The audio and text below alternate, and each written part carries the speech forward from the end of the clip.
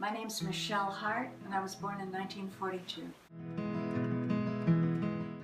Well, my biggest memories are in the northeastern section of the San Fernando Valley, which was the area called San Fernando, and there was a mission there that Father Junipero Cerro established. And it was very rural, and the town was very small, but it was established by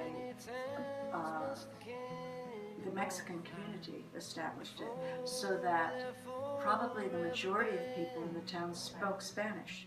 The answer, my friend. I was 13. The answer is blowing in.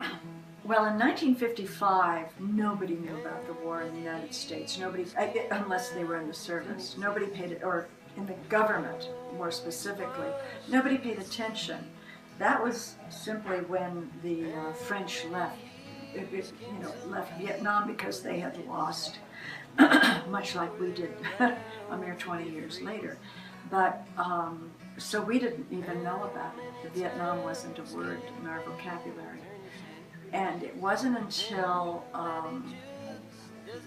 I was in college after 1960, and even further into the 60s, closer to the mid-60s, that Vietnam became an issue and something that we talked about. So at that point, I was, of course, in my 20s. You asked me if I knew anybody? Yes. I forgot that part of the question. My brother, who was younger than I, graduated high school in 1963 and didn't know what he wanted to do, so he joined the Navy. He became a medic, and the Navy medics were who were sent to Vietnam were attached to the Marines, and that's what he did, and he was killed there. Answer, my friend. Opposed it even before my brother went. Answer is blowing in the wind. Well, there were lots of opportunities. I marched a lot, did a lot of they called them demonstrations or protest marches. I was in college, and so the colleges had the most demonstrations, and so we would demonstrate a lot. It was constant. In Los Angeles, by then we were driving on freeways, and so we could get further in, and so we could go downtown. We could go to places where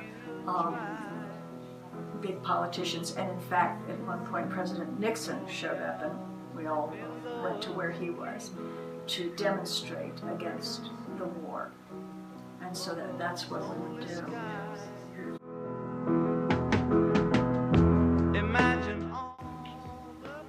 No, my political views really haven't changed.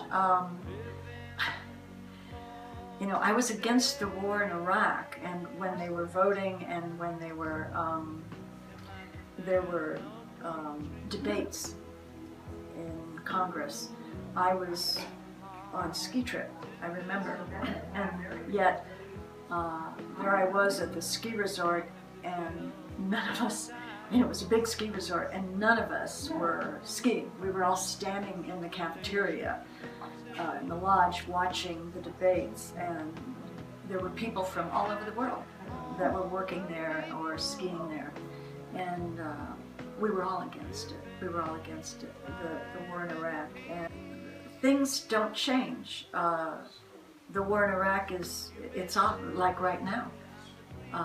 We went into Iraq. There was no reason for us to go in Iraq, and now we failed. We pretended we won in Iraq, but it's obvious right now that we failed. In Vietnam, there was no reason. There really was no reason at the time. There was a theory called the domino theory, and it was because China and Russia were supporting the communists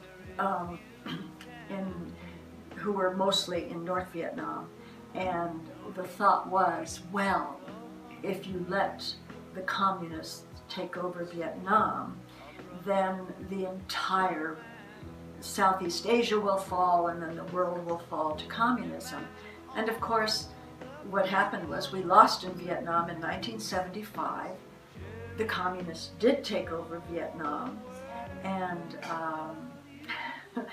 I was there in 2009, and it was a perfectly, they say they're communist/socialist, but it's a perfectly capitalistic society.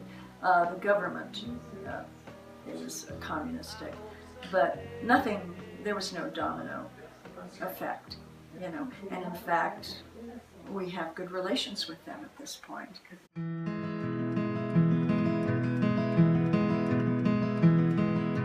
How many roads must a man walk down before you call him a man?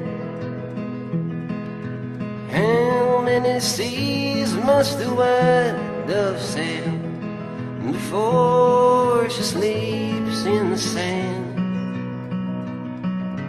How many times must the cannonballs fly before they're forever banned?